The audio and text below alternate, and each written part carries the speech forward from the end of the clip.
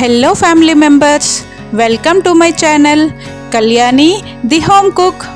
ఇవాళ నేను మా ఇంట్లో సారికందతో ఎక్కువగా చేసుకునే రెసిపీని షేర్ చేస్తున్నాను, చూసేయండి. ముందుగా సారికందని తొక్క తీసి నీట్గా చేసుకోవాలి.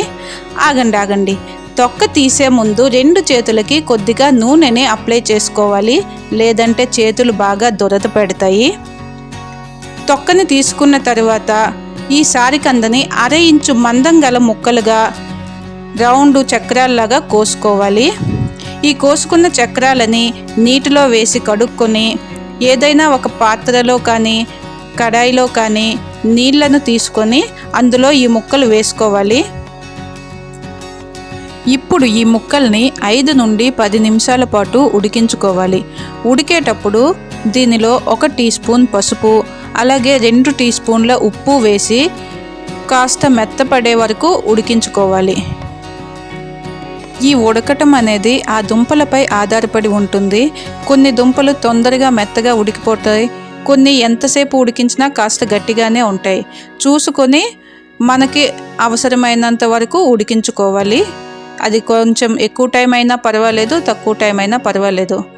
వీటిని ఉడికాయో లేదో టెస్ట్ చేయడానికి ఒక ముక్కని తీసుకొని స్పూన్తో కానీ ఫోర్క్తో కానీ గుచ్చి చూస్తే తెలిసిపోతుంది. నేను ముందుగా చూశాను, అది కాస్త గట్టిగా ఉన్నది.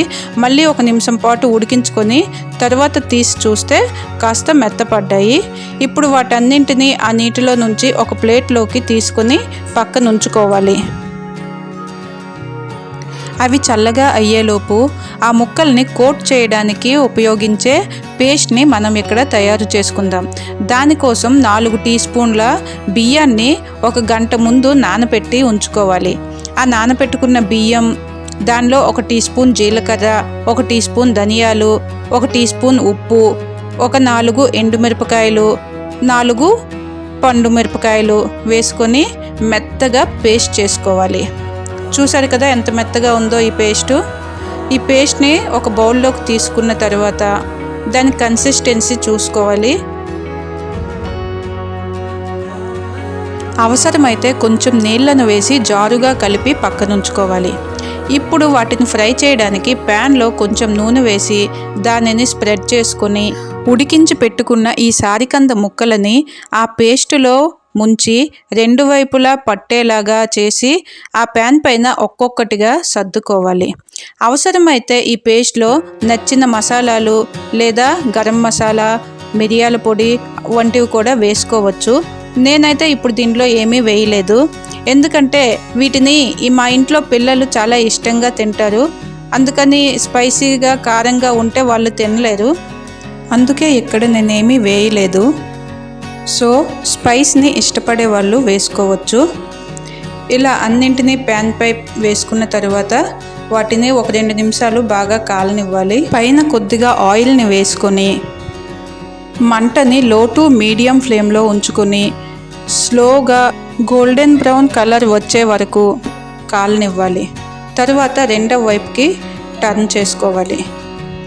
వీటిని పప్పు అన్నం, సాంబార్ అన్నం, రసం కలిపిన అన్నం, పెరుగన్నం, ఏ అన్నంలోకైనా చక్కగా నంచుకుని తినేయచ్చు. లేదంటే ఈవినింగ్ టైంలో కొంచెం కెచప్లో ముంచుకొని స్నాక్స్లా కూడా తినొచ్చు. చూసారా, 2 వైపులా కాల్చుకున్న తర్వాత గోల్డెన్ బ్రౌన్ కలర్లో ఎంత బాగా కనిపిస్తున్నాయో. నేను ఇవి ప్రిపేర్ చేసే టైంకి లంచ్ టైం అయిపోయింది. పిల్లలందరూ తినడానికి రెడీగా ఉన్నారు. నేను ఒక ప్లేట్ ఫుల్ అయ్యాక ఒక పిక్ తీసుకుందామని వెయిట్ చేస్తున్నాను. నా ప్లేట్ ఫుల్ అవ్వట్లేదు.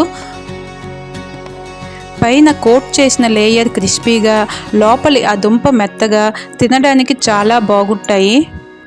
మొత్తానికి నాకు ఎండింగ్లో పిక్ తీసుకునే ఛాన్స్ అయితే దొరికింది. ఈ రెసిపీని మీరు తప్పకుండా ట్రై చేయండి. మీకు అలాగే మీ పిల్లలకు కూడా బాగా నచ్చుతుంది. వీడియో నచ్చినట్లయితే ఒక లైక్ చేయండి. అలాగే రెసిపీ ఎలా అనిపించిందో కామెంట్ చేయండి. కళ్యాణి ది హోమ్ కుక్ ఛానల్ని సబ్స్క్రైబ్ చేసుకోండి. Thank you.